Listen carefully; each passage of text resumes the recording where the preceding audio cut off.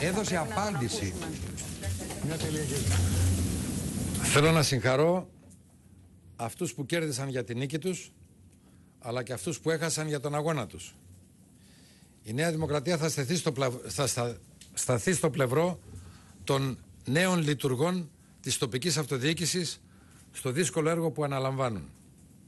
Ευχαριστώ και τις χιλιάδες των μελών μας, των φίλων μας, που τόσο πετυχημένα έδωσαν τη μάχη των εκλογών αυτών.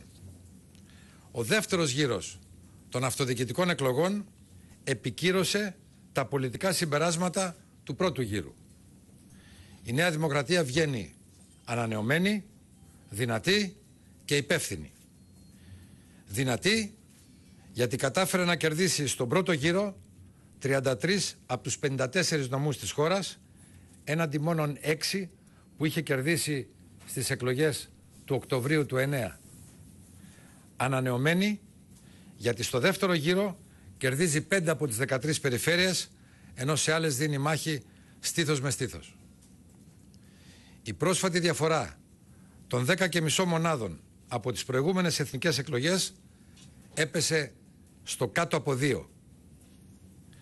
Η Νέα Δημοκρατία βγαίνει και υπεύθυνη, γιατί σε πολλές περιπτώσεις όπως στην Αττική τόλμησε να σπάσει κατεστημένα και άνοιξε το δρόμο στη νέα γενιά, φέρνοντας αποτελέσματα πολύ καλύτερα από αυτά που προδίκαζαν όλες οι δημοσκοπήσεις. Η μεγάλη αποχή έδειξε ότι το εκλογικό σώμα απορρίπτει τα σημερινά αδιέξοδα και στέλνει αυστηρό προειδοποιητικό μήνυμα προς όλους. Εμείς το μήνυμα αυτό το πήραμε. Στόχος μας είναι με τις προτάσεις, τις πρωτοβουλίες και τις θέσεις μας να δώσουμε και πάλι ελπίδα και προοπτική σε όλους αυτούς που σήμερα αμφισβητούν την πολιτική. Τόσο αυτοί που ψήφισαν, όσο και εκείνοι που δεν ψήφισαν, ζήτησαν σήμερα και πάλι αλλαγή πορείας.